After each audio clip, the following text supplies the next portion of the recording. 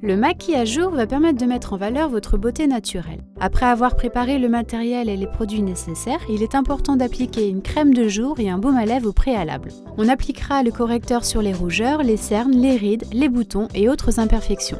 Celui-ci doit être plus clair que votre carnation de peau. Commencez par bien chauffer la matière, puis appliquez par petites touches.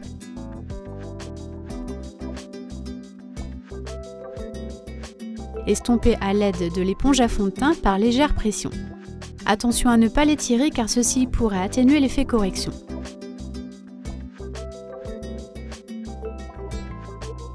Le correcteur doit se fondre dans la peau.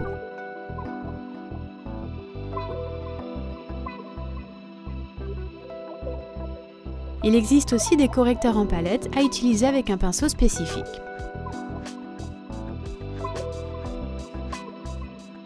Déposez le fond de teint sur une face de l'éponge et appliquez par légère pression en commençant par les parties centrales du visage. Utilisez une éponge à fond de teint pour permettre un travail plus précis et un résultat plus uniforme. Attention à ne pas oublier les yeux, les lèvres et les ailes du nez. Étirez ensuite dans le cou et les oreilles pour éviter toute démarcation.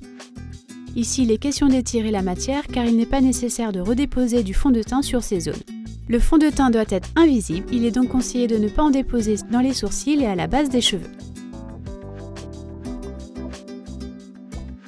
La poudre. Renversez le boîtier de poudre, tapotez le couvercle, replacez celui-ci et tapotez à nouveau. Prélevez de la poudre. Pour permettre une meilleure tenue du maquillage et éviter à la peau de briller, déposez-en généreusement en balayant de l'intérieur vers l'extérieur du visage. N'oubliez pas les yeux et les lèvres. Pour permettre une meilleure fixation, prélevez-en de nouveau avec cette fois-ci une houppette. Il est important de ne pas étirer la poudre mais bien de l'appliquer par légère pression pour éviter au fond de teint de se retrouver sur la houppette.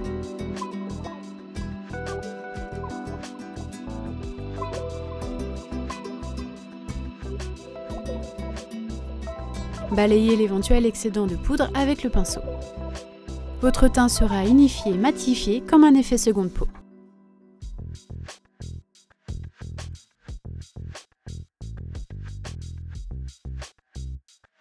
Avec une brosse goupillon ou brosse à sourcils, brossez les poils à contresens pour permettre d'ôter l'excédent de poudre puis dans le sens du poil pour les discipliner. À défaut d'avoir une brosse à sourcils, vous pouvez utiliser celle de votre ancien mascara bien nettoyé. Avec un crayon bien taillé, redessinez le sourcil par petits traits.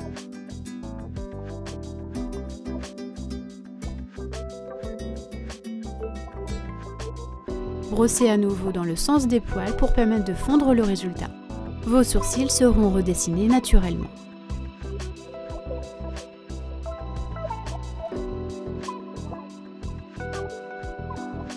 Utilisez un crayon contour des yeux bien taillé pour permettre un travail net et précis. Tracez le trait de crayon sur la paupière supérieure à la base des cils.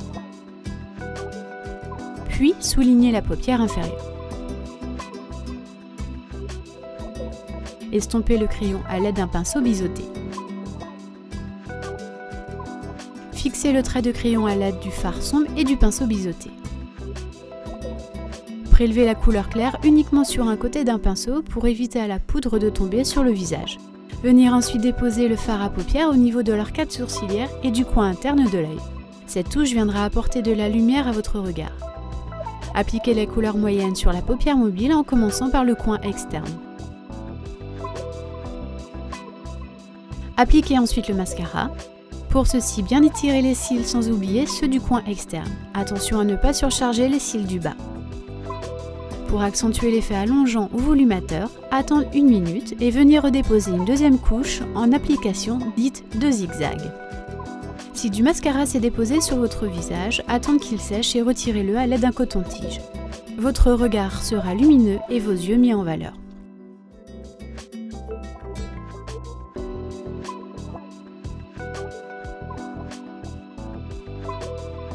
Utilisez un crayon contour des lèvres bien taillé et dans la même tonalité que le rouge à lèvres. Le crayon permettra de redessiner les lèvres et éviter au rouge à lèvres de filer. Pour permettre un dessin plus symétrique, commencez par dessiner le cœur de la bouche en haut, puis en bas par petits traits, puis rejoindre les commissures des lèvres au cœur.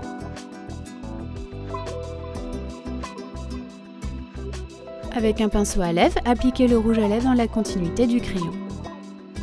Le pinceau à lèvres permet ici un travail plus précis et une meilleure application. Remplir ensuite le reste de la bouche.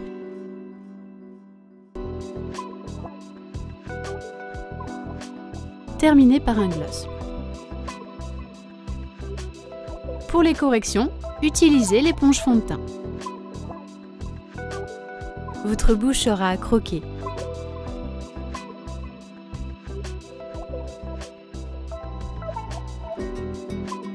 Votre fard à joues doit être en harmonie avec la couleur du rouge à lèvres. Souriez, appliquez sur la partie bombée de la pommette à l'aide du pinceau blush biseauté et étirez vers l'extérieur.